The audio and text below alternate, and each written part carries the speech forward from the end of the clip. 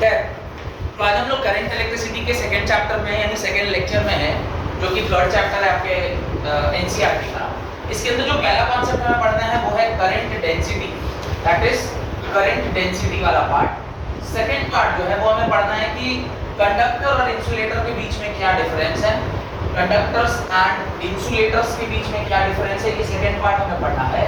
और third part जो आज की लेक्चर का जान है, दैट इज ओम्स लॉ, ये हमें बहुत डिटेल में पढ़ना है।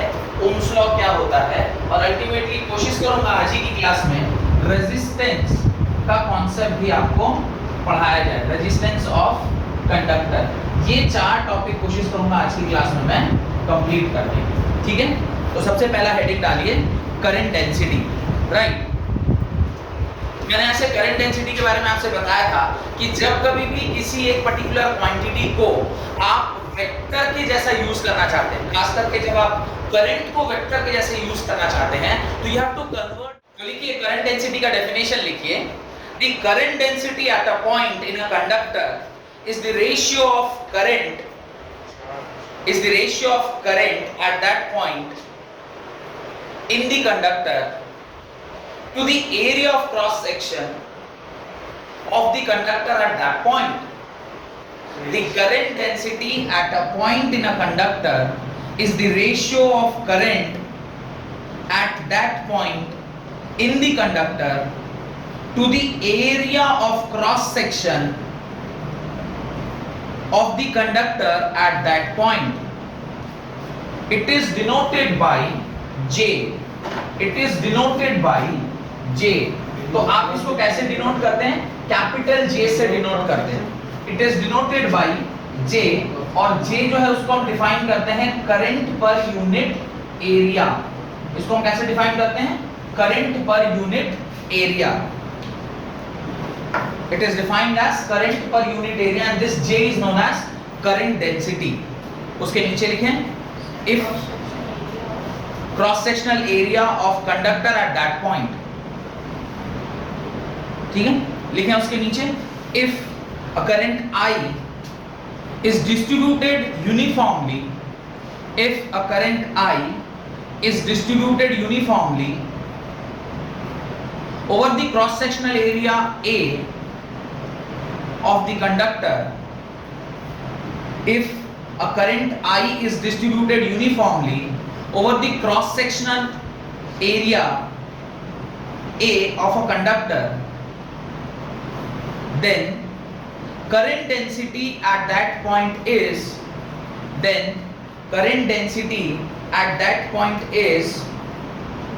current density at that point is J is equal to I by A. J is equal to I by A. और इसका यूनिट क्या होगा? What will be the unit of current density? कोई बताएगा? Ampere per metre square. और J is a vector quantity. ये क्या है? एक वेक्टर क्वांटिटी है। J is a vector quantity. तो इसको आप उसके नीचे लिख लें, जहां पर I क्या है? I is the current flowing in the circuit. I is the current flowing in the wire, जिसका क्रॉस सेक्शनल कितना है? एरिया ऑफ क्रॉस सेक्शन है, area of cross section, area of cross section A है। ये आपका current density हमने define किया है। उसके नीचे आप लिखिए it is a characteristic property of a point inside the conductor. It is a characteristic property of a point inside the conductor. ये एक ऐसी प्रॉपर्टी है जो कंडक्टर के अंदर ही देखा जा सकता है। भाई किसी वायर में जहां करंट फ्लो कर रहा है और वो किसी क्रॉस सेक्शन में कर रहा है, उसी के पास करंट डेंसिटी होगा। अगर कोई कंडक्टर ही नहीं है तो उसके अंदर करंट डेंसिटी का कोई लॉजिक नहीं बनता है। तो ये एक प्रॉपर्टी है जो कि इनसाइड द वायर ही या इनसाइड द कंडक्टर ही आप उसको किसी पर्टिकुलर पॉइंट पर बात कर सकते हैं। व्हाई इट इज आल्सो एक पॉइंट वर्ड क्यों लगा दिया उसने? पॉइंट वर्ड लगाने का लॉजिक क्या होगा? क्योंकि क्रॉस सेक्शनल एरिया है। अगर एरिया वैरिंग है, वैरिंग मतलब कहीं कुछ कहीं कुछ कहीं कुछ, इस तरह से अगर चेंजिंग वाला एरिया है, यानी एरिया कांस्टेंट नहीं है, फिर तो आपको दिक्कत है। पर एरिया अगर यूनिफॉर्म है यानी हर जगह सेम है, तब तो आप कहीं भी रखिए बात एक ही है। लेकिन अगर वैरिंग एरिया है, कहीं पे ज्यादा थिकनेस है, कहीं पे कम थिकनेस है, तो फिर आपको इसको पॉइंट की प्रॉपर्टी की तरह बिहेव कराना होगा। आगे लिखें, it is a vector quantity, it is a vector quantity, full stop. अगर इसका कोई वेक्टर, अगर ये वेक्टर क्वांटिटी है तो इसका मैग्नीट्यूड होना चाहिए। मैग्नीट्यूड तो आप यहां से निकाल लोगे कि करंट की वैल्यू को एरिया की वैल्यू से डिवाइड देंगे तो you will get a current density. Second क्या होना चाहिए वेक्टर क्वांटिटी के पास? डायरेक्शन होना चाहिए। तो डायरेक्शन लिखिए, its direction at a point is the direction of flow of, direction at a point is the direction of flow of motion of positive charge at that point. Its direction at a point is the direction of flow of motion of positive charge at that point. तो इसका direction क्या है? Direction is flow of motion of positive charge, flow of motion of positive charge. ध्यान रखिएगा, positive charge का movement किस तरफ होता है? Exactly opposite to the motion of electron. तो इलेक्ट्रॉन अगर इस तरफ फ्लो कर रहे हैं, ध्यान से देखिएगा, अगर फ्लो ऑफ इलेक्ट्रॉन इस तरफ है तो करंट का फ्लो किधर होगा? इसके अपोजिट। मैं ऐसे नहीं बोल रहा, मैं बोला फ्लो ऑफ पॉजिटिव चार्ज किधर होगा? इस तरफ, क्योंकि अगर इलेक्ट्रॉन इधर मूव कर रहा है तो पॉजिटिव चार्ज पार्टिकल किधर मूव करेगा? इस तरफ। और जिस तरफ पॉजिटिवली चार्ज पार्टिकल मूव कर रहे हैं उसी दिशा में करंट भी क्या करती है? फ्लो करती है। तो फ्लो ऑफ करंट भी क्या होगा? इस तरफ। फ्लो ऑफ करंट भी क्या होगा? इस तरफ। ठीक है, तो जिधर पॉजिटिव चार्ज मूव करेगा उधर ही फ्लो ऑफ करंट भी होगा। अब मेरे मन में एक ख्याल आना चाहिए, सर पॉजिटिव चार्ज कहां मूव कर रहा है? आपने तो बताया था कि पॉजिटिव चार्ज तो रुका हुआ रहता है। ध्यान आ रहा है? कल की क्लास में जब कर्नेल्स के बारे में हम लोग डिस्कस कर रहे थे तो वहां पे मैंने आपसे बताया था कि पॉजिटिव चार्ज क्या होता है? रुका हुआ होता है। अगर पॉजिटिव चार्ज रुका हुआ है तो फिर ये पॉजिटिव चार्ज मूव कैसे कर रहा है? तो करंट जो है वो सिर्फ सॉलिड्स में बहे ऐसा तो जरूरी नहीं है ना। Current can flow in solids, liquids and gases also. Gas में भी करंट फ्लो करता है, नहीं तो फिर लाइटनिंग कैसे होगी? लाइटनिंग होने के लिए तो गैस ही ना मीडियम है। तो अगर लाइटनिंग हो रही है तो इसका मतलब कहीं ना कहीं करंट गैस में भी फ्लो करता है, करंट लिक्विड में भी फ्लो करता है और करंट सॉलिड्स में भी फ्लो करता है। एक बहुत बड़ा सा डिफरेंस है सॉलिड में करंट का फ्लो करना और लिक्विड और गैस में करंट का फ्लो करना। ठीक है, बहुत बड़ा डिफरेंस। क्या बड़ा डिफरेंस है? जब सॉलिड में करंट फ्लो करता है तो उसका जो रीजन है वो सिर्फ और सिर्फ इलेक्ट्रॉन होता है। सॉलिड्स में जो करंट फ्लो करता है उसका रीजन सिर्फ और सिर्फ इलेक्ट्रॉन है। लेकिन जब लिक्विड्स या गैसेस में इलेक्ट्रॉन फ्लो कर रहा है, माने करंट फ्लो कर रहा है, उसका रीजन क्या होता है? Both positive as well as negative ions. तो वहां पे नेगेटिव आयन भी इन्वॉल्व होता है और पॉजिटिव आयन ही। इलेक्ट्रोकेमिस्ट्री में आपने देखा ना, वहां पे इलेक्ट्रॉन का भी मूवमेंट हो रहा है और जो आपका जिंक प्लस या कॉपर प्लस था उसका भी मूवमेंट हो रहा था। तो वहां पे दोनों आयन मूव करते हैं इन अपोजिट डायरेक्शन। एक अगर इधर से इधर मूव कर रहा है तो दूसरा उसके उल्टे दिशा में मूव करेगा। तो बेसिक डिफरेंस अगर आपसे कोई पूछे कि करंट जो कंडक्टर में फ्लो करता है, conductor can be solid, liquid and gas, तो बेसिक डिफरेंस क्या है solid as a conductor and liquid and gas as a conductor? तो आपका आंसर क्या होगा कि अगर कोई सॉलिड है तो सॉलिड के अंदर सिर्फ और सिर्फ इलेक्ट्रॉन्स रिस्पांसिबल होते हैं कंडक्टेंस ऑफ करंट के लिए। whereas जब हम लिक्विड और गैसेस की बात करते हैं तो उसके अंदर negative charge particle as well as positively charged particle, जिसको हम आयंस बोलते हैं, वो रिस्पांसिबल होते हैं। डन? ये डिफरेंस ध्यान रहेगा। वैसे तो मैं लिखवा दूंगा, फिर भी ये डिफरेंस ध्यान रखिएगा। तो चूंकि हम तो जनरल बात कर रहे हैं ना, हम तो ये नहीं कह रहे सिर्फ कंडक्टर में, हम तो कह रहे हैं जब कभी भी इलेक्ट्रिसिटी कंडक्ट हो रही है तो इलेक्ट्रिसिटी कंडक्ट तो गैसेस में भी होती है, लिक्विड में भी होती है और सॉलिड में भी होती है। तो सॉलिड में होगा तब तो सिर्फ फ्लो ऑफ इलेक्ट्रॉन होगा, लेकिन जैसे ही आप लिक्विड्स की बात करेंगे वहां पे इलेक्ट्रॉन भी होगा और पॉजिटिवली चार्ज पार्टिकल भी होंगे। तो जिस तरफ पॉजिटिवली चार्ज पार्टिकल फ्लो करेगा उसी दिशा में क्या फ्लो करेगा? करंट फ्लो करेगा। ठीक, ये मेरे ख्याल से समझ में आ गया होगा। एक सवाल लिखें इसके नीचे। यहां तक ये लिख लिया ना सबने? ये डायरेक्शन दिखा लिया अपनी कॉपी में, ये जरूर दिखा लीजिएगा। स्टेटमेंट पढ़ना और पिक्टोरियली रिप्रेजेंट करने में थोड़ा सा ज्यादा क्लैरिटी आता है जब आप पिक्टोरियली उसको रिप्रेजेंट करते हैं, राइट। ये लिख लेने के बाद मैं सिर्फ फॉर्मूला छोड़ देता हूं, बाकी सारी चीजें मिटा रहा हूं बोर्ड पर से। ये भी मिटा रहा हूं, फ्लो ऑफ इलेक्ट्रॉन, फिर flow of positive charge and flow of current. Flow of electron के उल्टा पॉजिटिव चार्ज और वो दोनों करंट फ्लो करेंगे। क्वेश्चन लिखिए, an aluminium wire of diameter 0.24 centimeter and aluminum wire of diameter 0.24 centimeter is connected in series to a copper wire. An aluminum wire of diameter 0.24 centimeter is connected in series to a copper wire of diameter 0.16 centimeter. Full stop. The wire carries an electric current of 10 amperes. The wire carries an electric current of 10 ampere. Determine the current density in aluminum wire. Determine the current density in aluminum wire. मैं वापस से एक बार और question repeat कर रहा हूँ। An aluminum wire of diameter 0.24 centimeter is connected in series to a copper wire of diameter 0.16 centimeter. The wire carries an electric current of 10 ampere. The wire carries an electric current of 10 ampere. Determine the current density in aluminum wire. In aluminum wire.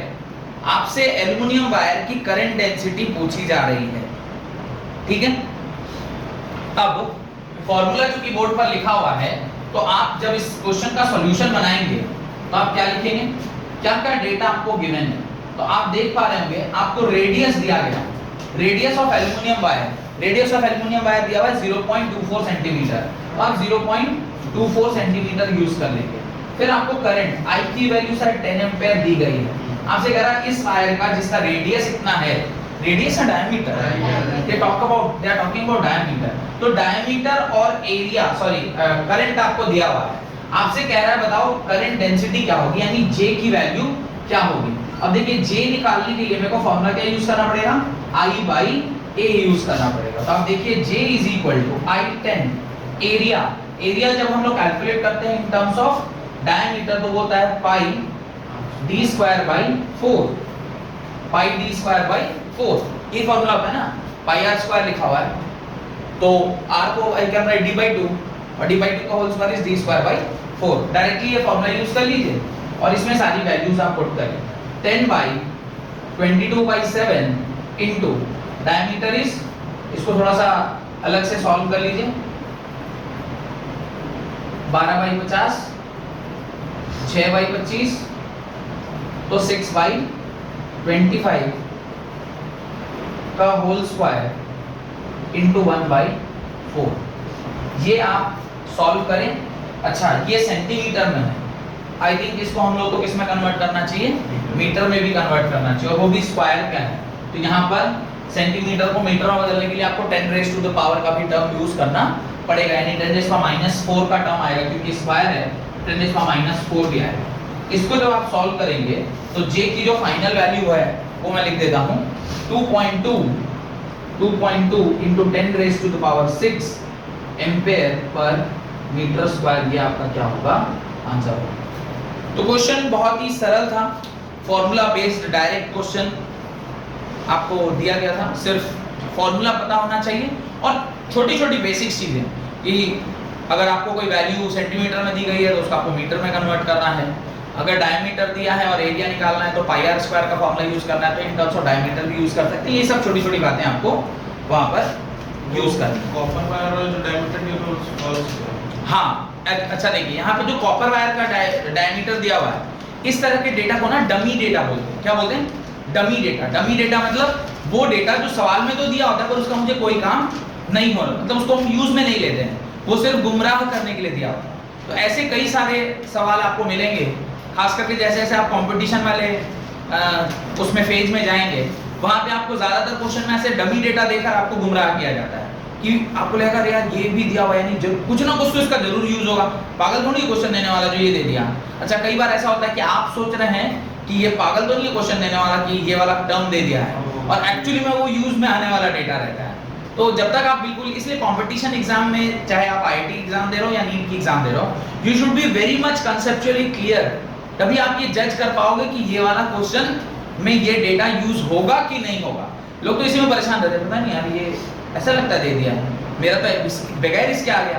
तो आप देखिएगा कुछ लोग जो competition की तैयारी कर रहे होते हैं ना, वापस में जब बात करेंगे, अरे वो सवाल कैसे बनाया तुमने, तो क्या बहुत सरल था, वो तो बस दोनों चीजें दी गई दे देंगे और तीसरा डेटा का तो यूज ही नहीं है। अब गधा वहीं से तो सवाल स्टार्ट हो रहा था, दूसरा बच्चा उसको समझा रहा है, वहीं से तो सवाल स्टार्ट हो रहा था। तो ऐसे होता है, डमी डेटा का ख्याल हमें रखना पड़ता है, और डमी डेटा को कंट्रोल करना जिसको आ गया उसके साथ सवाल इजी हो जाते हैं, है ना। और आप लोग भी सब आगे चल के कोई ना कोई नीट या आईआईटी का एग्जाम देंगे ही देंगे, जैसा मुझे पूरा विश्वास है।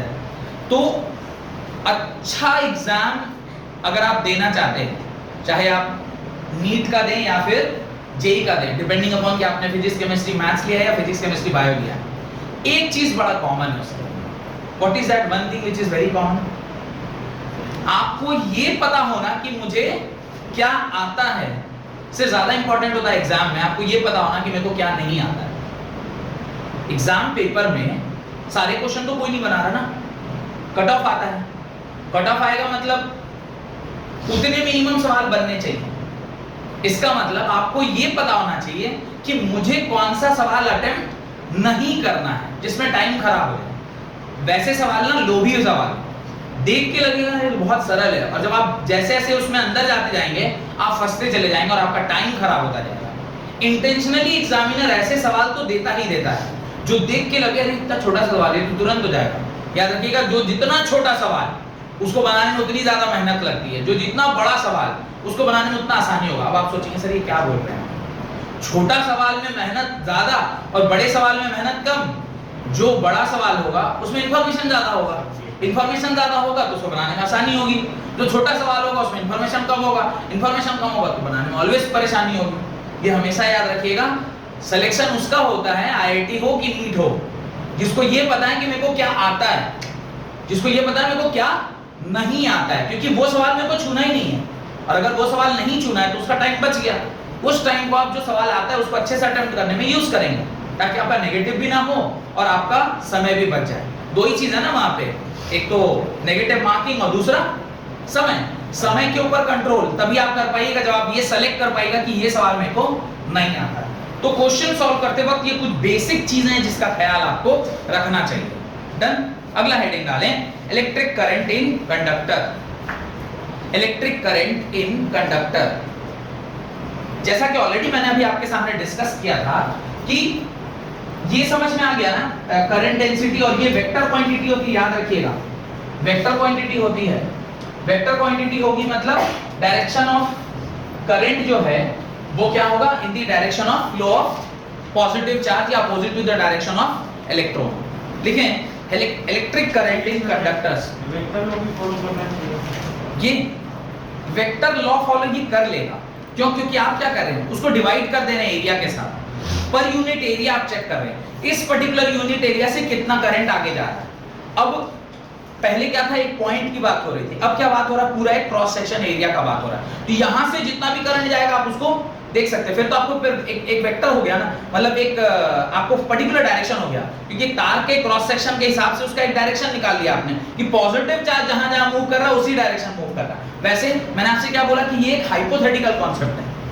ये जो कॉन्सेप्ट है ये हाइपोथेटिकल है, जस्ट टू सॉल्व वो सारे प्रॉब्लम जहां जहां पे मेरे को करंट किस तरह चाहिए था, वेक्टर की तरह चाहिए था। हम लोगों ने खुद से इस क्वांटिटी को इजाद किया है, बनाया है in order to solve that problem.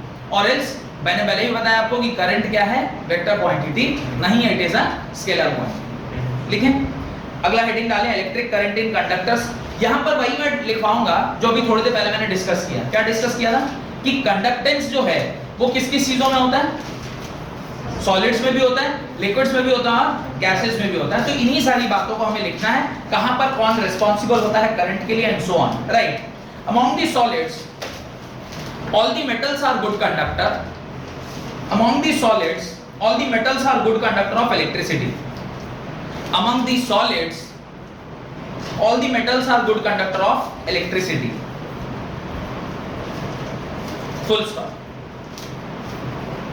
The electric conduction in solids, the electric conduction in solids can be explained by the electric conduction in solids can be explained by electron theory, can be explained by electron theory. आपको ध्यान होगा what is electron theory. Electron theory मैंने आपको बताया भाई क्या है electron theory, बताया था ना कि electrons are only responsible for producing charges. खास करके मेटल्स में आपको पहला चैप्टर जो इलेक्ट्रोस्टैटिक पढ़ाया था वहां पे मैंने एक कॉन्सेप्ट पढ़ाया था इलेक्ट्रॉन थ्योरी ऑफ इलेक्ट्रिफिकेशन, जहां पे अंदर मैंने आपको बताया था कि कोई भी जो एटम होता है वो अगर पॉजिटिव चार्ज हो या नेगेटिव चार्ज हो, अल्टीमेटली अगर वो चार्ज है तो उसमें चार्ज जो है वो किसकी वजह से आता है, सिर्फ और सिर्फ आइदर रिमूवल ऑफ इलेक्ट्रॉन की वजह से और एक्सेप्टेंस ऑफ इलेक्ट्रॉन की वजह से. अगर ये सोडियम या सोडियम लाइक एलिमेंट है या हाइड्रोजन लाइक एलिमेंट है तब तो ये हमेशा क्या चाहेगा कि मेरे में से एक इलेक्ट्रॉन निकल जाए. और removal of electron will produce which type of charge, which produce positive charge. तो एक इलेक्ट्रॉन के निकल जाने से ये कौन सा चार्ज प्रोड्यूस करेगा, पॉजिटिव चार्ज प्रोड्यूस करेगा. सिमिलरली जब हम इसकी बात कर रहे हैं जहां पर ये क्लोरीन या फ्लोरीन लाइक एलिमेंट है जहां पर आउटर मोस्ट शेल में कितने हैं, 7 इलेक्ट्रॉन है, तो इसकी टेंडेंसी होगी कि कहीं से मैं एक इलेक्ट्रॉन क्या कर लूं, गेन कर लूं. तो यहां पर क्या होगा, गेन ऑफ इलेक्ट्रॉन होगा, यहां पर गेन ऑफ इलेक्ट्रॉन होगा. और जहां कहीं भी गेन ऑफ इलेक्ट्रॉन होता है वो फॉर्मेशन ऑफ क्या हो जाता है, नेगेटिव चार्ज. वैसे तो ये वाला कॉन्सेप्ट तो आपको मैंने केमिस्ट्री में भी कई बार पढ़ाया होगा, इवन फिजिक्स के पहले चैप्टर में भी मैंने आपको पढ़ाया है. पर यही थ्योरी क्या कहती है, इलेक्ट्रॉन थ्योरी होती है कि चाहे आप पॉजिटिव चार्ज बनाना चाहें चाहे आप नेगेटिव चार्ज बनाना चाहें, अल्टीमेटली जो चार्ज बनाने वाली मशीन है वो सिर्फ और सिर्फ इलेक्ट्रॉन है. इलेक्ट्रॉन का रिमूवल या इलेक्ट्रॉन का एक्सेप्टेंस, इसी से चार्ज पैदा होता है. तो ये जो सॉलिड्स हैं उसमें तो इसी कॉन्सेप्ट से चार्ज पैदा होता है. आगे लिखें, in an atom of a substance the electron in the orbit,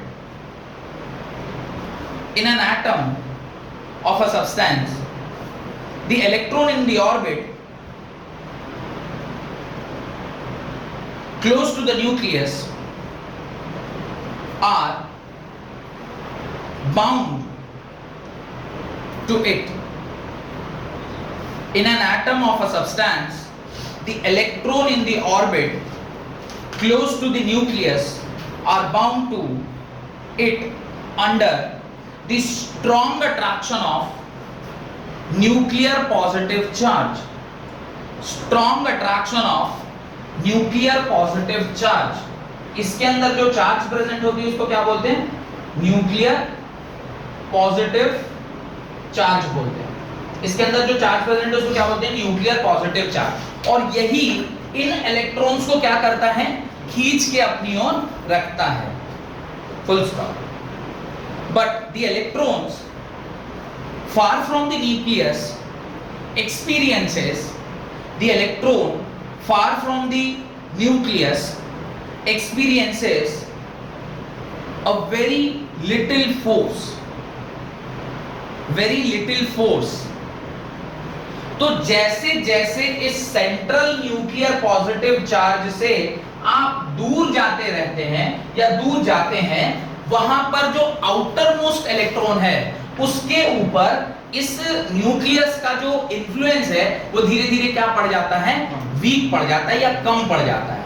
जिसकी वजह से ये जो आउटर मोस्ट इलेक्ट्रॉन है ये आसानी से क्या कर सकता है, निकल सकता है. अगर वो निकलेगा आसानी से तो वहां पे क्या हो रहा है, रिमूवल ऑफ इलेक्ट्रॉन, जिसकी वजह से क्या हो रहा है, पॉजिटिव चार्ज फॉर्मेशन. अगर वहां पर इलेक्ट्रॉन ऐड भी किया जा रहा है तो एडिशन ऑफ इलेक्ट्रॉन से भी क्या प्रोड्यूस हो रहा है, नेगेटिवली चार्ज पार्टिकल. अल्टीमेटली ये जो इलेक्ट्रॉन यहां से मूव कर रहा है तो हम इसमें ज्यादा फोकस नहीं करेंगे, बिकॉज जितने भी कंडक्टर सॉलिड के आप जानते हो वो कैसे होते हैं, मेटल्स. और मेटल्स की टेंडेंसी होती है to give electron, to lose electron. तो इलेक्ट्रॉन अगर बाहर निकल गया तो ये रिमूवल ऑफ इलेक्ट्रॉन हुआ और उससे पॉजिटिव चार्ज, ये कर्नल्स इसी को बोलते हैं। इलेक्ट्रॉन के निकल जाने के बाद जो चार्ज होता है उसको क्या बोलते हैं? कर्नल्स बोलते हैं, जिसके बारे में मैंने आपको पहला वाला क्लास में बताया था, दैट इज कर्नल्स। लिखें इसके आगे। अच्छा, ये लिखने से पहले आप ना ये दोनों डायग्राम अपनी कॉपी में बना लें ताकि you will get an idea कि क्या हम लोग डिस्कस कर रहे हैं। तो ये दोनों डायग्राम आप अपनी कॉपी में बना लें। ये इलेक्ट्रॉन का एडिशन है, ये इलेक्ट्रॉन का रिमूवल है। This is gain of electron which leads to negative charge particle और this is removal of electron which leads to positive charge particle. इसको हम लोग न्यूक्लियर पॉजिटिव चार्ज बोलते हैं। इसके नीचे लिख लीजिएगा दिस इज इलेक्ट्रॉन थ्योरी। ये डायग्राम आप लोगों ने बना लिया है, तो इसके नीचे देखिए जो लास्ट इलेक्ट्रॉन होता है यानी आउटर मोस्ट इलेक्ट्रॉन होता है, उसका होल्ड इस पर्टिकुलर न्यूक्लियस का उसके ऊपर होल्ड जो है वो क्या हो जाता है? कमजोर हो जाता है, जिसकी वजह से वो बड़ी आसानी से निकल जाता है। और वही जो निकला हुआ इलेक्ट्रॉन है वो क्या है? फ्री इलेक्ट्रॉन है, जो कि कहां ट्रेवल कर जाता है? From valence band to conductance band, और फिर वो क्या करने लग जाता है? कंडक्ट करने लग जाता है। लिखिए इस बात को। Hence the outer most electron can be easily removed. Hence the outermost electron can be easily removed from the atom by simply rubbing. Hence the outermost electron can be removed easily removed from the atom by rubbing or heating the substance. By rubbing or heating the substance. आप रब करके या heat करके उसको आसानी से निकाल सकते हैं। Full stop. Few electrons, full stop, few electrons leave their atom, few electron leave their atom and move freely within the substance. Few electron leave their atom and move freely within the substance. देखिए, atom को छोड़ देना मतलब अपने cell से किसी ऊपर वाले सेल को चले जाना, लेकिन सब्सटेंस के अंदर ही है, अभी वो कंप्लीटली अपने सब्सटेंस के बाहर नहीं आया है, ठीक है, सब्सटेंस के अंदर और अपने आउटर मोस्ट इलेक्ट्रॉन के बाहर, उस बीच में जो इलेक्ट्रॉन होता है उसी को हम क्या बोलते हैं? फ्री इलेक्ट्रॉन बोलते हैं। और वही रैंडमली एक जगह से दूसरी जगह क्या करता रहता है? मूव करता रहता है। उसके रैंडम मोशन को ही मैंने याद है उस दिन जो डायग्राम बनाया था कि the electrons are randomly moving from one place to another, फिर हमने कहा था कि जब पोटेंशियल लगाते हैं तो फिर उसका रैंडमनेस को हम लोग एक पर्टिकुलर डायरेक्शन में मूव कराते हैं। तो वो रैंडमली कहां मूव कर रहा है? It is randomly moving outside the atom but inside the substance, that is only free electron. यानी वो वैलेंस बैंड से किस में चला गया है? कंडक्टेंस बैंड में, जो मैंने आपको सॉलिड स्टेट चैप्टर में भी पढ़ाया हुआ है, ठीक है। तो इसी बात को आगे लिखिए। In the vacant space between the atoms, in the vacant space between the atoms, these electrons are called free electrons. These electrons are called free electrons or conduction electrons. These electrons are called free electrons or conduction electrons, which carry charge in the substance from one place to another, which carries charge in the substance from one place to another. एक जगह से दूसरी जगह तक charge को क्या करता है? वो फ्लो करवाता है, ठीक है। Full stop. Therefore, in case of solids, therefore, in case of solids, the conductivity, therefore, in case of solids, the conductivity is because of the number of free electrons. In case of solids, the conductivity is because of the number of free electrons. In case of solids, the conductivity is because of the number of free electrons present in the particular substance या metal.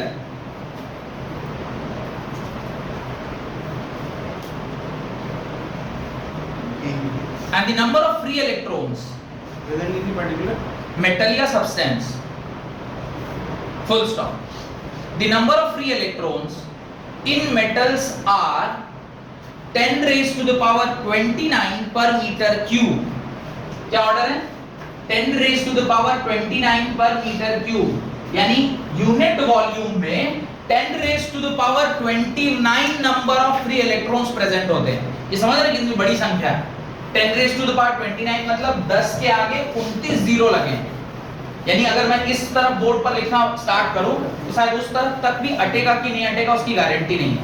10 raise to the power 29 in unit volume, 1 metre cube में 10 raise power 29 numbers of free electron present है। अब अगर आप पूरा metal conductor देखिए तो उसमें कितने इलेक्ट्रॉन्स होंगे और कितनी फास्ट सिग्नल ट्रांसमिट होगी, बस ये सोचने वाली बात, ठीक है। The number of free electrons in metals are 10 raised power 29 per meter cube, full stop. Hence metals are good conductor of electricity. अगर आपसे कोई सवाल पूछे कि मेटल क्यों एक गुड कंडक्टर होता है इलेक्ट्रिसिटी का, तो ये थ्योरी जो भी मैंने आपको समझाई है इसके बेसिस पर आप आंसर दे सकते हैं। This is the reason why metals are the good conductor of electricity. क्या आंसर देंगे? पॉइंट वाइज बताइए। इलेक्ट्रॉन थ्योरी बताती है कि जैसे जैसे न्यूक्लियस से आप दूर जाते हैं तो वो जो आउटर मोस्ट इलेक्ट्रॉन है उसके ऊपर उसका होल्ड क्या हो जाता है? वीक हो जाता है। वंस उसका होल्ड वीक हो गया तो फिर उस इलेक्ट्रॉन को आसानी से बाहर निकाला जा सकता है। वो इलेक्ट्रॉन जो बाहर निकल रहा है सब्सटेंस के अंदर ही है पर एटम से बाहर निकल गया, उस पर्टिकुलर इलेक्ट्रॉन को हम क्या कहते हैं? फ्री इलेक्ट्रॉन कहते हैं या फिर कंडक्टेंस इलेक्ट्रॉन कहते हैं। उसकी संख्या जितनी ज्यादा होगी उतना अच्छा कंडक्टर। मेटल्स में इसकी संख्या कितनी होती है? 10 rays power 29 per metre cube. इसलिए metals are the good conductors of electricity. अगर ये सवाल पूछ ले तो इसका आंसर आप फ्रेम कर पाएंगे खुद से। आगे लिखें, silver is the best conductor of electricity. Silver is the best conductor of electricity.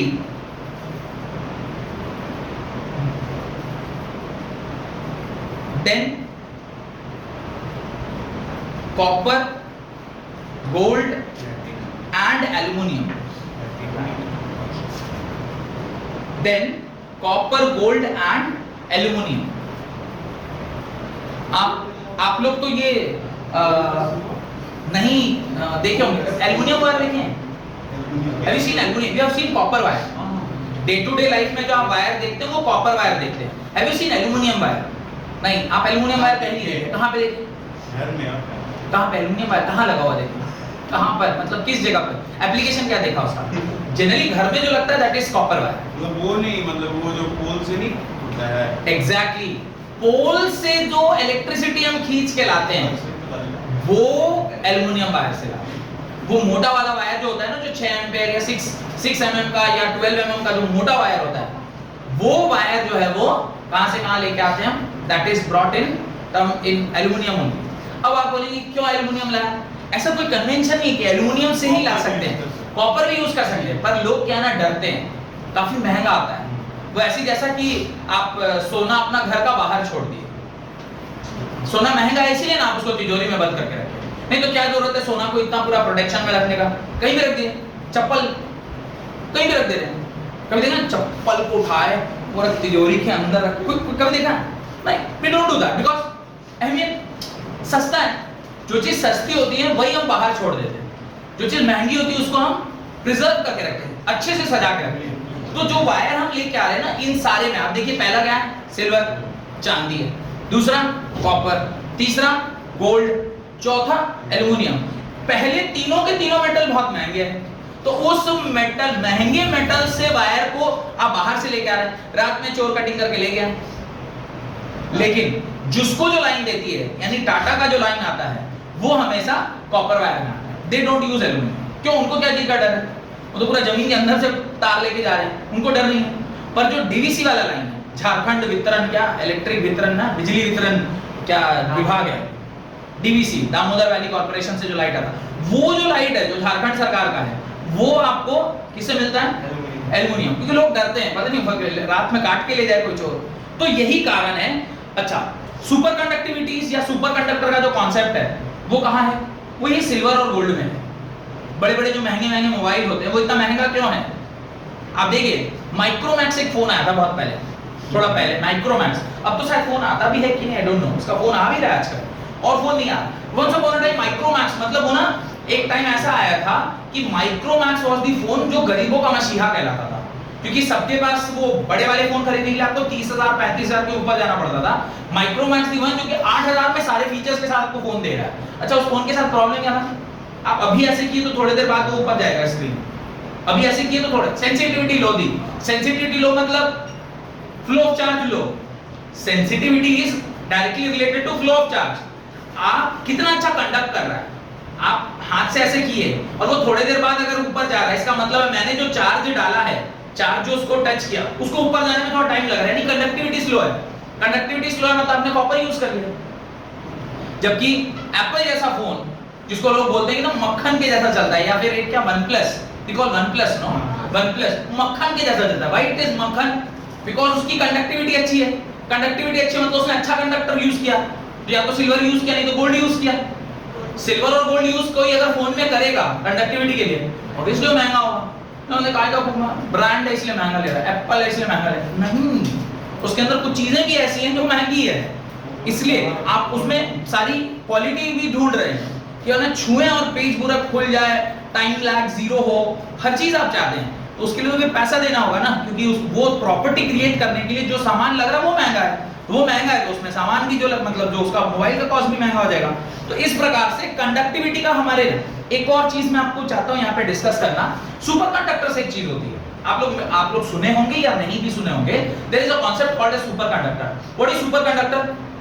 Absolute conductor, मतलब उसमें रेजिस्टेंस हो ही ना। रेजिस्टेंस क्या है? रुकावट। क्या है? आज का तो लास्ट टॉपिक वही है, रुकावट। रेजिस्टेंस इज रुकावट। पर कंडक्टिविटी, कंडक्टेंस, अगर मैं रुकावट को मिनिमाइज कर दूं तो अच्छा कंडक्टर, रुकावट को कम कर दिया जाए तो अच्छा कंडक्टर। किसी भी काम में जो अड़चन होता है वही ना रेजिस्टेंस है। आपको मैं बोलूं सुबह 3 बजे यहां पढ़ने आना है, आप खुद ही इसको रजिस्ट कर लेंगे, खुद तो पागल है ही, हमें भी पागल करता है, बाप बेटा हमें भी करता है। कल ही से 3 बजे बुलाना, तो 3 बजे अगर मैं बुलाऊं तो आपके मन में ऐसे ही कुछ ख्याल आएगा, पागल टकला है, एक तो आपने खुद को नींद नहीं हो रही, शादी वादी हो गया, जाओ सो। हंस क्यों है? ये शादी शुदा आदमी सोता नहीं है, तो दिमाग में वो मीम ही चल रहा है, समझ रहे हो ना, वो वही एक ही मीम चल रहा है। तो सुपर कंडक्टिविटी क्या है? जहां पे आप कम से कम रेजिस्टेंस हो। आपको जैसे ये बात बोला 3 बजे आने, सबके मन में एक रहा वो रेजिस्टिविटी, वो रेजिस्टेंस था। अच्छा ये मैं बोल दूं 6 बजे ना आके आपको कितने बजे आना है? आराम से दिन के 3 बजे आइए, कम एट 3 o'clock दिन में, या 4 बजे शाम में आइए आराम से। बढ़िया सर, आपसे बढ़िया तो कोई टीचर ही नहीं। गर्मी लगेगा, गर्मी लगेगा, हाँ अभी गर्मी का मौसम है। अगर रजिस्ट, कुछ लोगों का नेचर ही होता है रजिस्टिव। अब चाहे आप उसको कितना भी कंडक्टिव बनाए, वो मेरे को तो रजिस्ट करना, तुम जो बोलो उसको अपोज करेंगे। जैसे कांग्रेस पार्टी वही कर रही ना, मोदी जी जो बोल रहे हैं उसको रेजिस्टेंस। पहले बच्चे लोग बोले सर वोट कैंसिल करिए, वोट कैंसिल करिए, वोट कैंसिल करिए। जब वोट कैंसिल हो गया सारे लोग उल्टा मोदी जी को गरिया रहे, भविष्य का कुछ सोच ही नहीं रहे, ये वो। Even Kejriwal, he is one of the थोड़ा लंबा तक जाएगा, पूरा उसने बता दिया मोदी जी बच्चों का ख्याल नहीं कर रहे हैं, आप बोर्ड को कैंसिल करिए। जैसे ही बोर्ड कैंसिल उसका कह रहा अब बच्चों के भविष्य के साथ क्या करेंगे? तो इतना इंटरेस्ट तो क्यों कर रहे थे? तो ठीक है, कुछ लोगों का नेचर होता है रेजिस्टेंस का। सुपर कंडक्टिविटी क्या है? आप उसके अंदर का रेजिस्टेंस कंपोनेंट निकाल रहे हैं। पर क्या होता था, सुपर कंडक्टिविटी अचीव करने के लिए पहले हमें ना बहुत ठंडे टेम्परेचर में जाना पड़ता था। मतलब सुपर कंडक्टिविटी जो है वो 140 डिग्री, -140 डिग्री या 100 डिग्री सेल्सियस पे हम अचीव कर पा रहे थे। पर आईएससी बैंगलोर के सम पांडे नाम है, पिछले साल का रिसर्च पेपर है, जिन्होंने गोल्ड के साथ या शायद सिल्वर के साथ कुछ एलॉय बना के ये काम 27 डिग्री सेल्सियस पे किया है। यानी 27 डिग्री सेल्सियस पे अगर आप हैं तो आप सुपर कंडक्टिविटी, मतलब there will be no loss, ऐसा कुछ एक पेपर है। सम पांडे जी हैं जो कि आईएससी बैंगलोर को हैं, उनको ही ये सारा क्रेडिट जाता है, न्यूज़ वगैरह में भी काफी आए हुए थे। और उनका सिर्फ एक ही कंस्ट्रेंट था कि 27 डिग्री सेल्सियस पे वो सुपर कंडक्टर बना दिए थे। सुपर कंडक्टर मतलब उसका रेजिस्टेंस लॉस जीरो हो जाए, ऑलमोस्ट जीरो, 100% जीरो तो कुछ नहीं होता, ऑलमोस्ट जीरो हो जाए। तो ऐसा उन्होंने करा है। अगर वो 27 पे किए हैं तो रिसर्च अगर उनकी चालू रहेगी तो हो सकता है 45 पे भी आ जाए, और वंस अगर 45 में आ जाएगा तो भी हमारा क्या भला होगा? कुछ नहीं। क्यों? जिस चीज से उन्होंने बनाया वो क्या है? तो क्या आप अपने घर में गोल्ड का वायरिंग करवाएंगे? गोल्ड आदमी अपने पहनने के लिए ठीक से खरीद नहीं पा रहा, गोल्ड का वायरिंग कहां से कराएगा? हाँ, पर हम लोग नहीं कर सकते, पर कुछ लोग तो हैं जो कर सकते हैं। अब शाहरुख खान अपना घर का अगर वायरिंग करा रहा है, गोल्ड का भी करा सकता है। अब मानिए अपने घर का वायरिंग करा रहा है, वो क्या गोल्ड हो गया? बोले मार्स से कोई मटेरियल लाना है तो उससे भी करवा लेगा वो तो डिपेंड करता है। तो उन लोगों के लिए बन रहा है, हम लोगों के लिए कब बनेगा भगवान जाने। जिस दिन कॉपर का अलॉय कुछ आ जाए उस दिन हम लोग भी, और रूम टेम्परेचर पे वो सुपर कंडक्टिविटी शो करे, उस टाइम पे हम लोग भी उसको इजीली यूज करते हैं। तो रिसर्च हो रहा है, धीरे धीरे रिसर्च हो रहा है। हो सकता है कहीं आप लोगों में से कोई इंजीनियर बन के और इसके ऊपर रिसर्च करके कहीं कॉपर का अलॉय बनाए और उसके ऊपर सुपर कंडक्टिविटी बना दे। रेजिस्टेंस का लफड़ा ही खत्म, है ना? Resistance as a topic will be deleted from the syllabus. Resistance जैसा कुछ होता ही नहीं, क्या है? तो इस प्रकार से आपको ये समझ में आ गया कि इलेक्ट्रिकल कंडक्टिविटी जो है वो सबसे ज्यादा कहां पाई जाती है? सिल्वर में, देन कॉपर में, देन गोल्ड में, एंड लास्टली एल्युमिनियम में। आगे लिखें, electric conduction takes place not only in metals but also in certain liquids and gases. ये जो इलेक्ट्रिसिटी की कंडक्टिविटी है ये ना ही सिर्फ मेटल्स में देखा गया पर कुछ लिक्विड्स और गैसेस में भी देखा गया।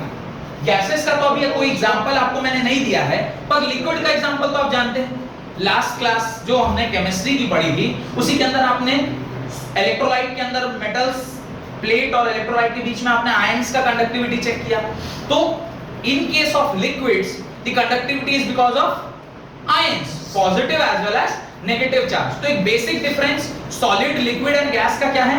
सॉलिड्स में जो कंडक्टिविटी है वो बिकॉज ऑफ फ्री इलेक्ट्रॉन्स, और लिक्विड और गैसेस में जो कंडक्टिविटी है because of ions, either positively charge और नेगेटिवली चार्ज और बोथ। लिखिए इस बात को। But there is an important difference between the electrical conduction in metal. There is an important difference between the electrical conduction in metals and that of liquids and gases. Liquid और gas में and metal में there is a difference. क्या difference है? मेरे ख्याल से अब आप लोगों को पता है। Metals and liquid and gases. Liquids and gases में क्या होता है? Because of both cation as well as anion. Whereas metals में क्या होता है? Only because of free electron. लिखें, in metals the electric conduction occurs by the movement of negatively charged carrier, that is electron. In metals the electric conduction occurs by the movement of negatively charged carriers, that is electron. तो electron के movement से आपका metals में conductivity देखा जाता है। Only word use कर लीजिएगा, electron only. whereas in liquids and solids, whereas in liquids and gases, the electrical conduction is due to both positive and negatively charged ions. Both positive and negatively charged ions. Both positive and negatively charged ions. तो दोनों positive और negative charge ion की वजह से इसके अंदर conductivity होती है। ठीक है, paragraph change. Insulator, what is insulator? जो बिल्कुल भी कंडक्ट ना करे उसको हम क्या बोलते हैं? इंसुलेटर। अब ऐसा कहां पर देखा गया? तो डायग्राम मैंने मिटा दिया है। अब इलेक्ट्रॉन जो आउटर मोस्ट सेल का है वो अगर बाहर निकल भी गया और आपने इलेक्ट्रिक फील्ड लगा दिया, उसके बाद भी अगर उसमें एक पर्टिकुलर ओरिएंटेशन में मूवमेंट उसका नहीं हुआ, then only that will called as insulator. या फिर जो उसका वैलेंस बैंड है और कंडक्टेंस बैंड है उसके बीच का जो गैप है वो 3 इलेक्ट्रॉन वोल्ट से क्या हो जाए? ज्यादा हो जाए, तो भी वो इंसुलेटर कहलाता है। तो लिखिए, there are some other materials in which there are, paragraph change करके लिखिएगा, there are some other materials in which electron will be bound and they will not be accelerated. Electron will be bound and they will not be accelerated. Even if the electric field is applied. तो आप even electric field भी क्यों ना लगा दें उसके across में, पर इलेक्ट्रॉन जो है वो मूवमेंट नहीं करेगा. There are some other materials in which the electrons will be bound and they will not be accelerated even if the electric field is applied. Such materials या such substances are called insulator. Such material या such substances are called insulator. Example: wood, plastic, rubber, etc. Wood, plastic, rubber, etc. ये सारे ऐसे कुछ substances हैं जो conductivity नहीं दिखाती है.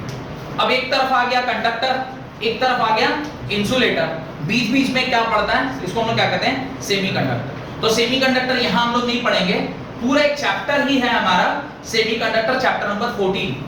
पूरा एक चैप्टर ही है जहाँ पे हमें पूरा सिर्फ और सिर्फ किसके बारे में पढ़ना है, सेमीकंडक्टर के बारे में पढ़ना है. तो वो हम लोग वहीं पर पढ़ेंगे. हेडिंग डालें ओम्स लॉ, हेडिंग डालें ओम्स लॉ. बहुत बहुत बहुत इंपॉर्टेंट लॉ है. This is Ohm's law. Electricity की जान ओम्स लॉ. जिगर, जिगरा, दिल, धड़कन, सब यही है. तुम अपने गर्लफ्रेंड के बारे में सोच लगे, जैसे मैंने ये सब वर्ड बोला, दिल, धड़कन, तुम कह रहे अच्छा इलेक्ट्रिसिटी का ओम्स लॉ, मेरी तो कोई नहीं. अच्छा ऑन स्क्रीन कोई नहीं. अच्छा तो ये ओम्स लॉ पूरे इलेक्ट्रिसिटी का दिल है. दिल मतलब यहीं से सारी कहानी बनती है. हाँ, और मुझे ये भी पता है कि आप लोग सबको ओम्स लॉ आता है, क्योंकि क्लास 10th में भी आपने क्या पढ़ा है, ओम्स लॉ पढ़ रखा है. तो बताओ कौन बताएगा? हाँ चलिए रीशा आप बताइए. रीशा हाँ बताइए, what is Ohm's law? Sir V is equal to IR where V is equal to IR. क्या बात, V is equal to IR. ये ओम्स लॉ, ये ओम्स लॉ का एक्सप्रेशन है एक्चुअली, ओम्स लॉ नहीं. हाँ हाँ अभिजीत बता, व्हाट इज ओम्स लॉ? भूल गए. हाँ हाँ so yes. The potential difference applied is directly proportional to the amount of current flowing in. The potential difference is directly proportional to the amount of current flowing in the circuit. Correct. और इसी proportionality को आपने जब is equal to में बदला तो एक r लगा दिया, तभी ना v is equal to IR आया होगा. और ये जो रिलेशनशिप है, this is only called as Ohm's law. Relationship between V and I is known as Ohm's law. Ohm's law का अगर आपसे कोई डेफिनेशन पूछे तो आप ये बोलेंगे it is a relationship between voltage and current. अगर कोई पूछे व्हाट इज Ohm's law तो आप बोलेंगे it is a relationship between V and I, यानी पोटेंशियल डिफरेंस एंड करंट. ये एक रिलेशनशिप है.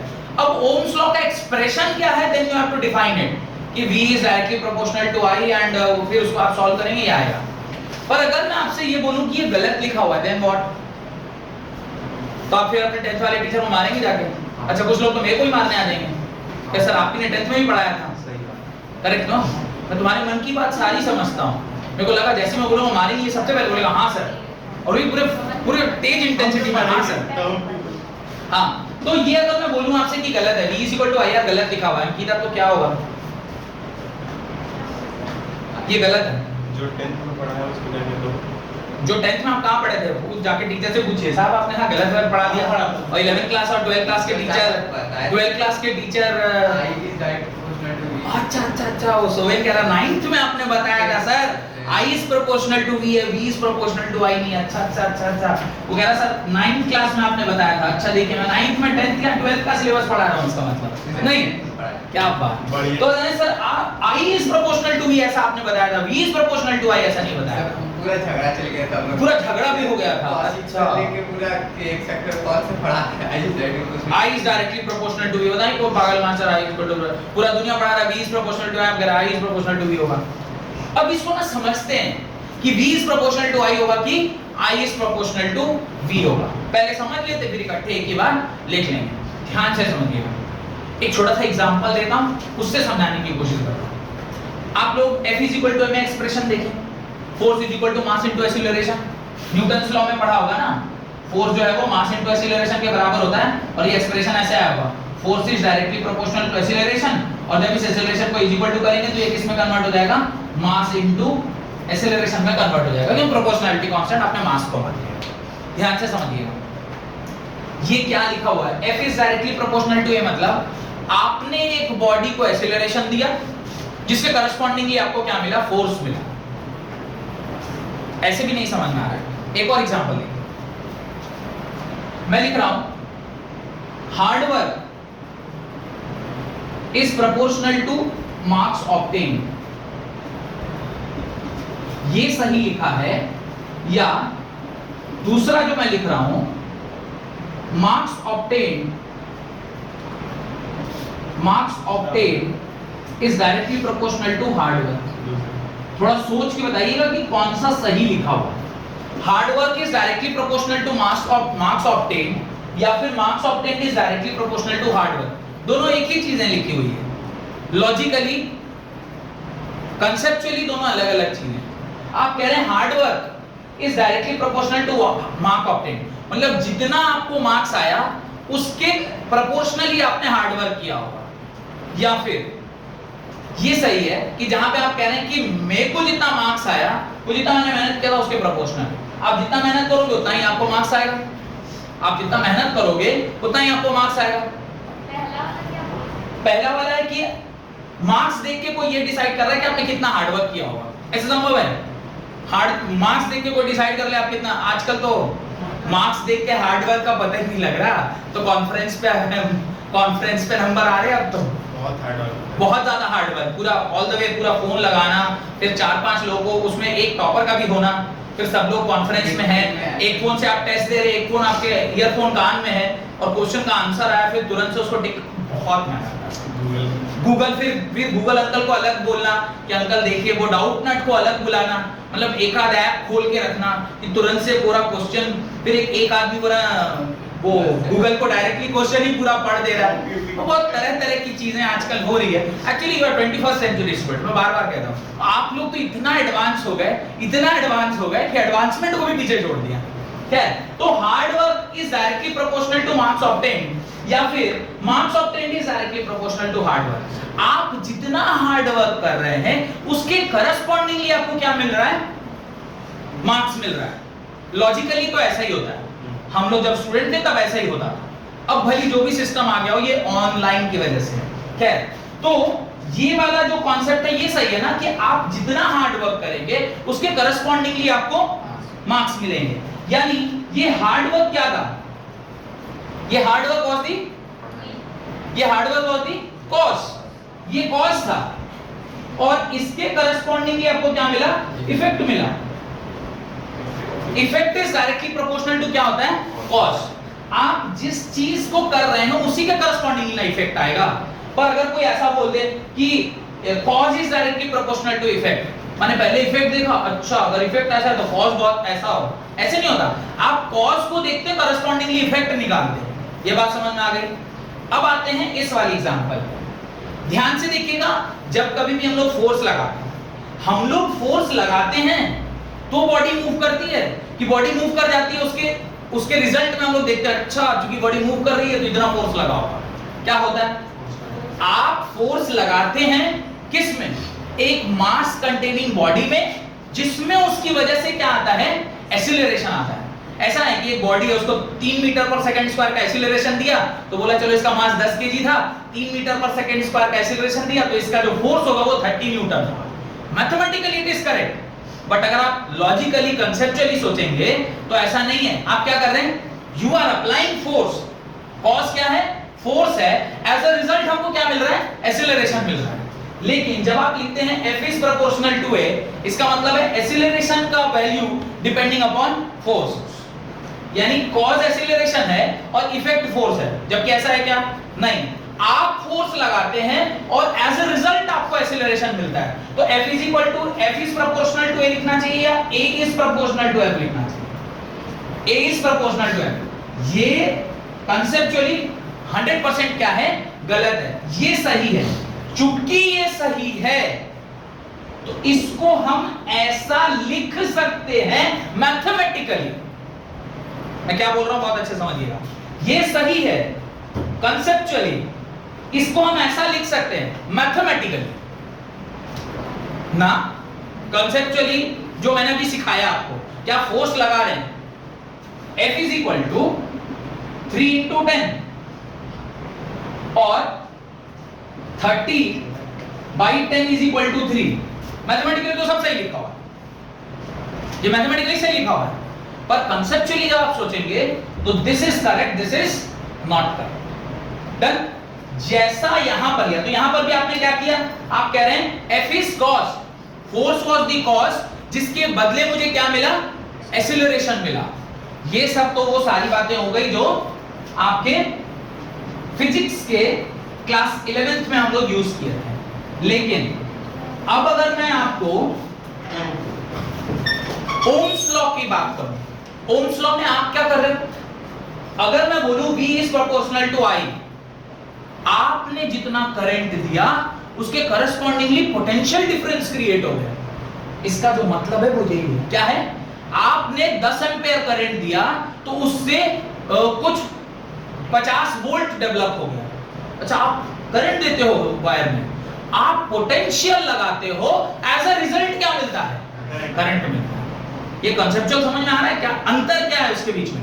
You are applying the potential difference and as a result you are getting current, ना कि तुम करंट लगाए और तुम्हें पोटेंशियल मिल गया। नहीं, आप करंट लगा ही नहीं सकते, आप पोटेंशियल डिफरेंस क्रिएट करेंगे। अगर वो कंडक्टिंग वायर होगा तो उसमें करंट पैदा होगा ही होगा। बात समझ में आ रहा है? तो कहा गया कि I is proportional to V, आपने जितना पोटेंशियल डिफरेंस क्रिएट किया उसके करस्पॉन्डिंगली आपको फलाना अमाउंट ऑफ करंट मिला। बिकॉज कॉन्सेप्ट क्या कहता है, इफेक्ट इज या result is directly proportional to cause. Cause जो है उसके अनुपातिक, ये अनुपात है ना, प्रोपोर्शनल, कॉज के अनुपातिक ही क्या मिलता है आपको, एफर्ट मिलता है या फिर रिजल्ट मिलता है। ठीक है, तो जितना आपने अप्लाई किया होगा कॉज, उसके करस्पॉन्डिंगली आपको इफेक्ट मिला होगा। V I is proportional to V, not V is proportional to I. Now mathematically आप ऐसा लिख सकते हैं और फिर उसको आप अगले स्टेप पे ऐसा लिख सकते हैं mathematically. But conceptually this is correct, this is not correct. You are not applying current to get potential difference. You are applying potential difference to current to get current. Then Ohm's law का definition. It states that और अभी जो मैं definition लिखवा रहा हूं, यही definition आपके टीचर ने क्लास 10th में भी लिखवाया होगा, पर आपने याद करके रखा है V is proportional to I, जबकि डेफिनेशन 10th में भी यही लिखवाया गया था, the current flowing in the circuit is directly proportional to potential difference। यही स्टेटमेंट जो अभी मैं बोल रहा हूं क्लास 10th में भी टीचर ने आपके यही लिखवाया होगा, पर लिखते वक्त इतना डिटेल में ना समझा के V is proportional to I लिख दिया, क्योंकि उसने मैथमेटिकली ही लिखा, कंसेप्चुअली आपको नहीं समझाया। कंसेप्चुअल ये है कि I is proportional to V, पर मैथमेटिकली क्योंकि ये प्रोपोर्शनैलिटी है, मैं कह रहा 3 is proportional to x, तो x is proportional to 3, या मतलब if x is proportional to y तो y is proportional to x, something like that। आप लिख सकते हैं, मैथमेटिकली लिख सकते हैं, but conceptually it is not correct। Definition लिखिए ओम्स लॉ का, it states that the current I flowing through a conductor, it states that the current I flowing through a conductor is always directly proportional to it states that the current I flowing through a conductor is always directly proportional to the potential difference V applied across the ends of the conductor, is directly proportional to potential difference V applied across the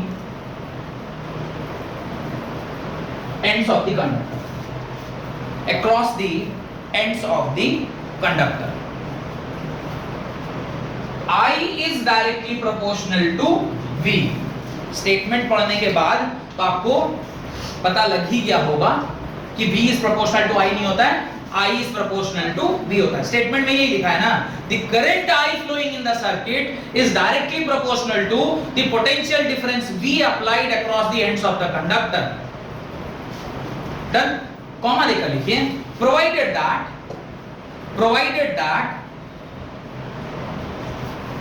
the physical conditions such as temperature, pressure, mechanical strain, etc. temperature, pressure, mechanical strain, etc. are kept constant। कोई भी चीज जब एक सामान दूसरे सामान के proportional होता है तो उस क्षण पे बाकी सारे पैरामीटर्स को हम क्या मानते हैं? कांस्टेंट मानते हैं। ये आपने एक बार तो नहीं किया, आपने ऐसा कई बार किया हुआ है। और कब किया था? क्लास 11th में गैसियस स्टेट में। आप कहते हैं P is directly proportional to, suppose करें temperature, pressure is directly proportional to temperature, keeping what? Keeping moles and volume constant. ऐसा आपने कुछ 4-5 लॉ पढ़ा होगा ना, एक पढ़ा होगा आपने वो बॉयल्स लॉ, चार्ल्स लॉ, सब कुछ पढ़ा था।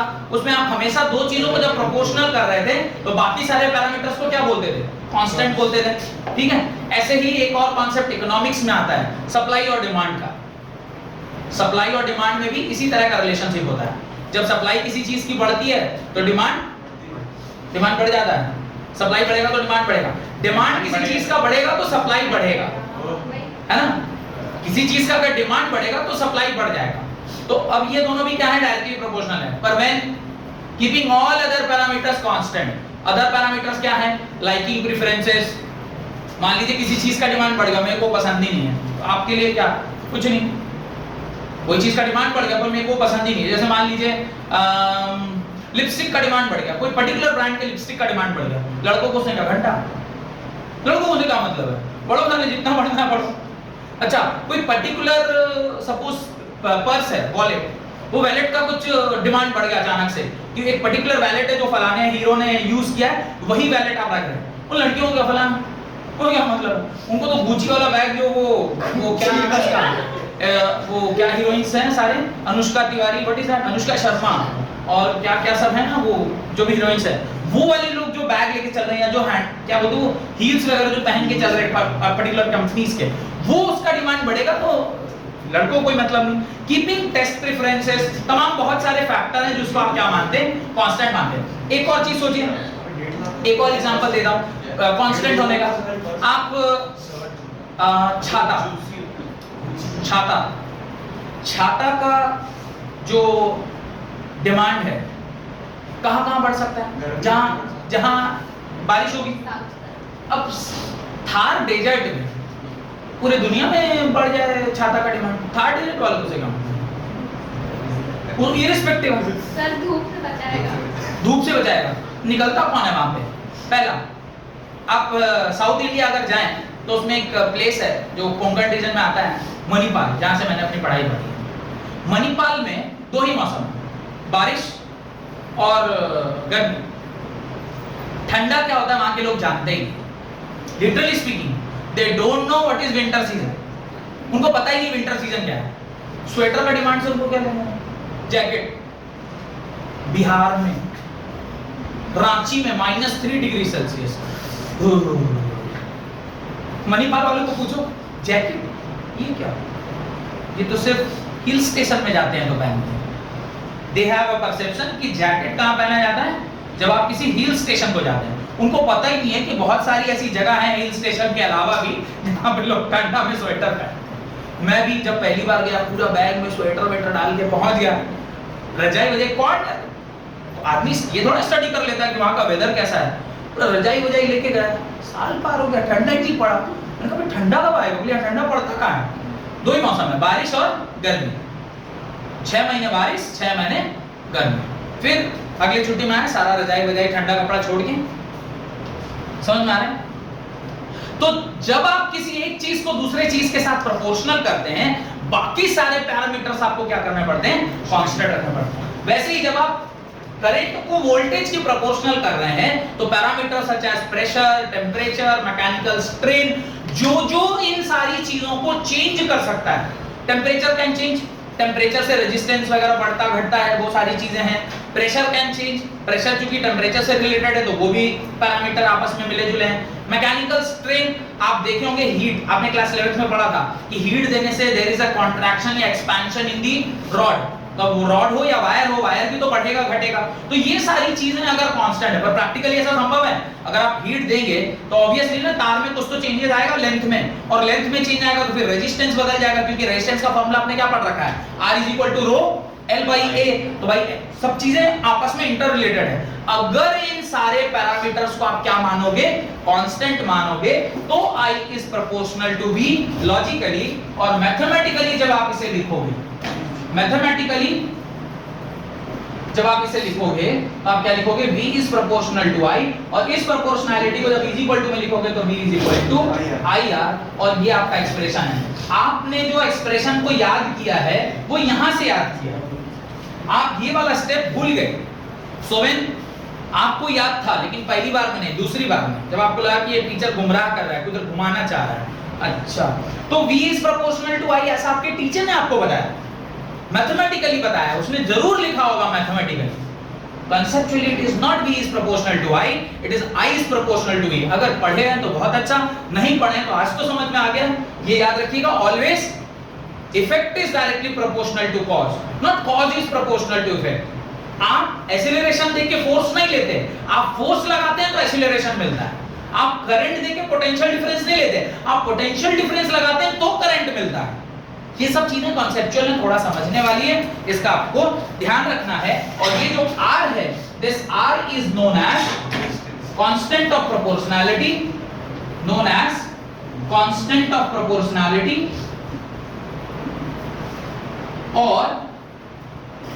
और इसी को क्या बोलते हैं, proportionality,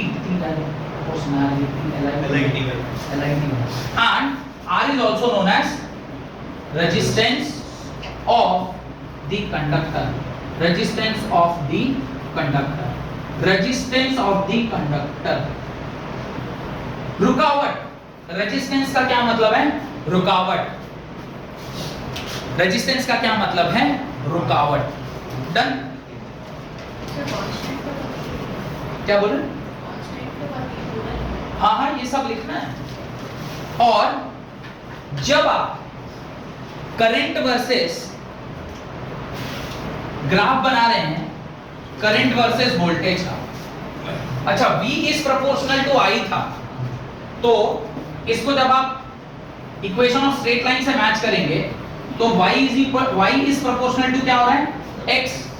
equation of straight line से जब आप मैच करेंगे तो y is proportional to x होगा, और जब आप इसको y is equal to mx लिखेंगे तो y एक्सिस पे क्या आएगा, इसके हिसाब से वोल्टेज आएगा, और x क्या आएगा, I होगा, और कांस्टेंट क्या होगा, resistance.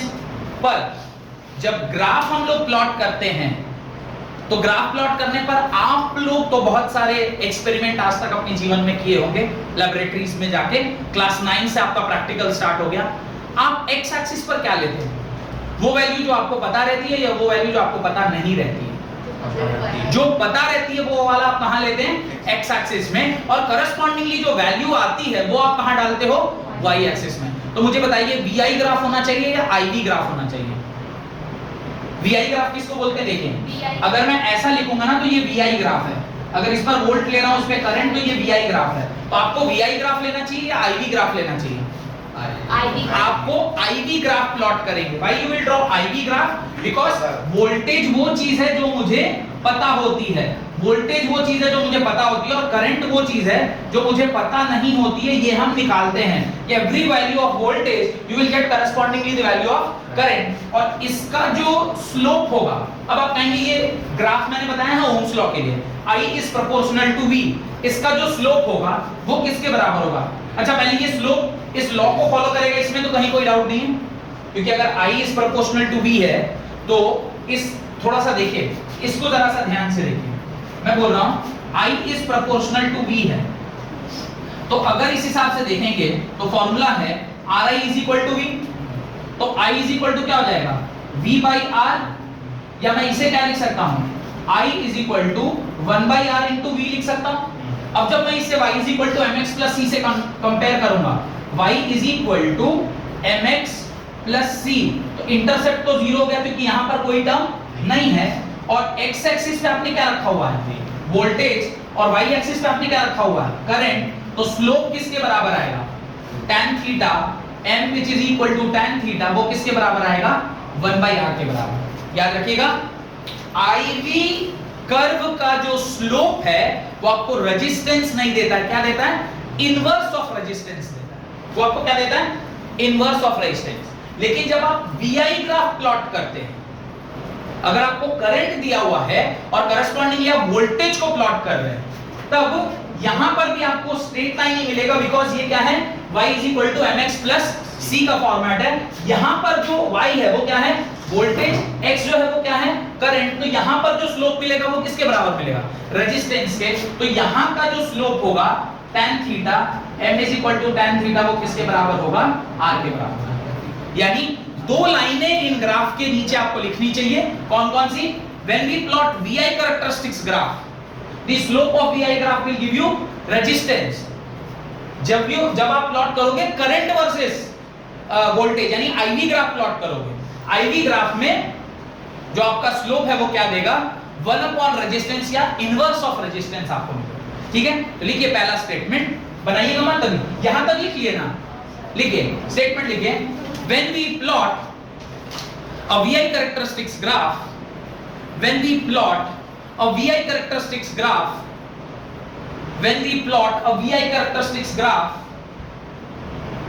the slope of sorry VI बोल दिया क्या, VI बोला ना, ठीक है चलो VI लिख लेंगे। when we plot, क्या बोला बोलिए तुम, when we plot a VI characteristics graph, the slope of VI curve, the slope of VI curve will give the value of resistance, will give the value of resistance, will give you the value of resistance, that is m is equal to tan theta is equal to r, that is m is equal to tan theta is equal to r, m is equal to tan theta is equal to r। और ये आप देख भी पा रहे होंगे कि tan theta किसके बराबर आएगा, परपेंडिकुलर y बेस के बराबर, परपेंडिकुलर v और बेस i, तो vi आपको क्या देगा, रेजिस्टेंस के बराबर, तो v by i आपको क्या मिलेगा, रेजिस्टेंस के बराबर। तो इसके नीचे आप क्या करोगे, यहां से लिखना स्टार्ट करोगे, v is proportional to i, v is equal to ir, on comparing v is equal to ir with equation of straight line, that is y is equal to mx plus c, लिखते चलिए, v is proportional to i, तो v is equal to ir, उसके नीचे लिखेगा on comparing this equation with equation of straight line, on comparing this equation with equation of straight line। तो आप बगल में नहीं लिखे, आप नीचे लिखेगा, क्योंकि मेरा ऑलरेडी यहाँ जगह भरा हुआ था, इसलिए मैंने यहाँ लिख दिया है। आप इसको नीचे लिखेगा, y is equal to mx plus c, equation of straight line होता है y is equal to mx plus c, और c को आप क्या कर देंगे, जीरो कर देंगे, ये कहते हुए कि इंटरसेप्ट क्या होता है, जीरो होता है। तो c को आप जीरो कर लीजिए, फिर y किसके बराबर हो गया, वोल्टेज के, x किसके बराबर हो गया, करंट के, तो जो बच गया m की वैल्यू किसके बराबर हो गई, स्लोप के। तब ये वाला ग्राफ प्लॉट करिए और उसके नीचे ये जो तीन लाइनें लिखी हैं वो लिखिए, यहां तक लिख लिए, y is proportional to, ये सब कर लिया। अब दिखा दिए y v के बराबर है, x i के बराबर है, तो m किसके बराबर होगा, r के बराबर। तो इक्वेशन को कंपेयर करने पर तो m कितना आ गया, r के बराबर आ गया। अब ग्राफ से कैसे पता चलेगा, तो ग्राफ भी प्लॉट कर दीजिए, ग्राफ प्लॉट करिए, ये वाला ग्राफ प्लॉट करिए और उसके नीचे ये सब दिखा दीजिए। ये वाला ग्राफ बनाइए, वोल्टेज वर्सेस करंट का, उसको straight line passing through origin, because intercept क्या है, जीरो है, तो straight line passing through origin. और जब आप इसको प्लॉट करेंगे तो स्लोप आएगा m is equal to tan theta that is equal to r, because already आप निकाल चुके हैं। और अगर tan थीटा की वैल्यू आप लिखोगे तो tan थीटा क्या होता है, परपेंडिकुलर बाय बेस, परपेंडिकुलर में क्या है, वोल्टेज, यानी एक्चुअली अगर सही लिखा जाए तो डेल्टा वोल्टेज लिखेंगे, क्योंकि आपको बस इस छोटे से यूनिट को लिख रहे हैं ना, delta v by delta i लिखेंगे। तो delta v by delta i जो कि अल्टीमेटली वोल्टेज बाय i है, और वोल्टेज बाय i का रेशियो ओम्स लॉ के हिसाब से क्या होता है, रेजिस्टेंस के बराबर होता है। वोल्टेज बाय i का रेशियो किसके बराबर होता है, रेजिस्टेंस के बराबर होता है। पहला पार्ट खत्म हो, फर्स्ट पार्ट ग्राफ बना लिया सबने। सब लिख लिया?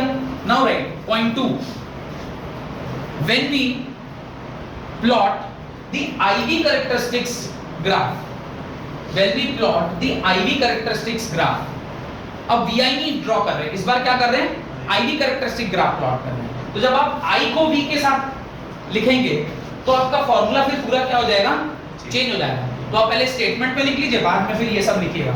When we plot IV characteristic graph, the slope of the curve is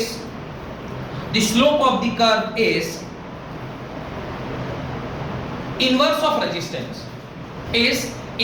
resistance, that is 1 by R, inverse of resistance that is 1 by R, ठीक है? वो 1 by R के बराबर है, that is inverse of resistance। Done.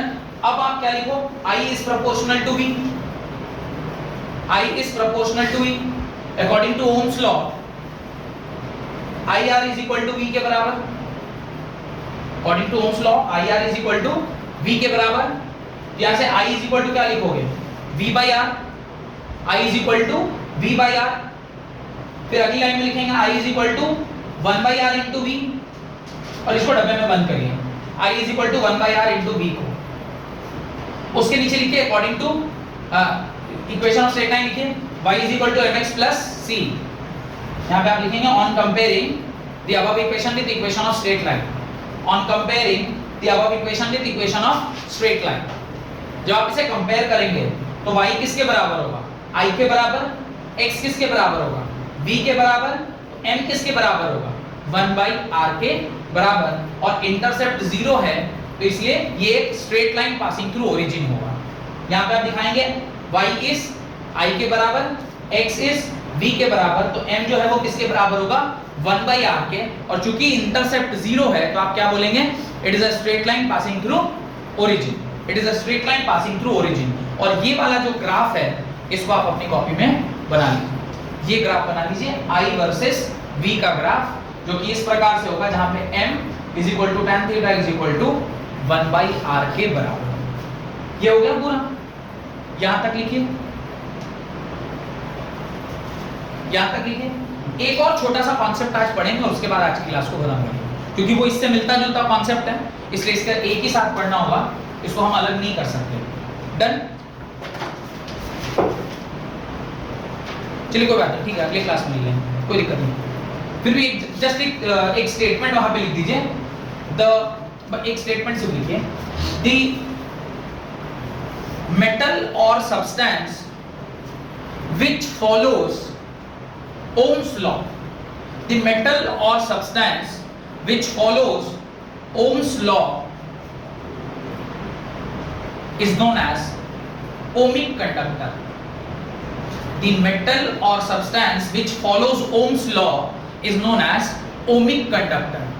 जहां ohmic conductor है, यहाँ पे नॉन ohmic conductor भी होगा, क्योंकि जो Ohm's law को फॉलो नहीं करेगा, जैसे आपने याद होगा केमिस्ट्री के सॉल्यूशन चैप्टर में पढ़ा था, ideal solution, non ideal solution. तो जहां आइडियल है वहां नॉन आइडियल, जहां ओमिक कंडक्टर है वहां नॉन ओमिक कंडक्टर का होना ऑब्वियस है। तो बस एक लाइन लिख लीजिए, अभी हम लोग उसके बारे में कोई डिस्कशन नहीं कर रहे, क्योंकि नॉन ओमिक कंडक्टर थोड़ा सा बड़ा है, उसको थोड़ा पढ़ना पड़ेगा डिटेल में। तो बस आप इतना ही ध्यान रखिए, जो ओम्स लॉ को फॉलो करे वो ओमिक कंडक्टर, और जो ओम्स लॉ को फॉलो ना करे वो नॉन ओमिक कंडक्टर। पढ़ेंगे इसके बारे में अगली क्लास में। अगली क्लास में और एक चीज हमने को पढ़ना है, ये ओम्स लॉ का डिडक्शन था on the basis of what? On the basis of वो नॉलेज जो आप बचपन से पढ़ते आ रहे हैं। पर यही क्या इस साल भी हमें करना है? नहीं, इस साल हमें थोड़ा सा इससे आगे जाना है। तो एक ओम्स लॉ को डिड्यूस करेंगे on the basis of present context knowledge, अभी जो हम पढ़े हैं वो पढ़ेंगे, फिर रेजिस्टेंस का कॉन्सेप्ट पढ़ेंगे, फिर effect of temperature on resistance and non ohmic conductor. तो अगले क्लास में ये सारी टॉपिक्स हम लोग पढ़ेंगे। बहुत बहुत धन्यवाद आज की क्लास अटेंड करने के लिए।